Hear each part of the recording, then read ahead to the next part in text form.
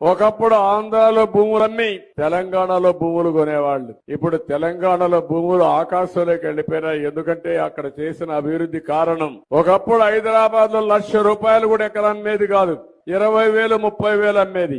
ఈ రోజు అలాంటి భూమి బంగారైపోయి 50 కోట్లు 100 కోట్లు ఎకరా అమ్మతా ఉందంటే దానికి కారణం ఏంటి? రైతుల్లో మీకు ఈ ఆలోచన రావడం లేదు. హైదరాబాద్ వల్ల తెలంగాణలో మారుమూల ప్రాంతానికి పోయినా ఎకరా 50 లక్షల నుంచి ఒకప్పుడు ఆంధ్రాలో భూములన్నీ తెలంగాణలో భూములు కొనేవాళ్లు. ఇప్పుడు తెలంగాణలో భూములు ఆకాశంలోకి వెళ్లిపోయినాయి. ఎందుకంటే అక్కడ చేసిన అభివృద్ధి కారణం. ఒకప్పుడు హైదరాబాద్ లో ₹1,00,000 కూడా ఎకరం అమ్మేది కాదు, 20,000 30,000 అమ్మేది.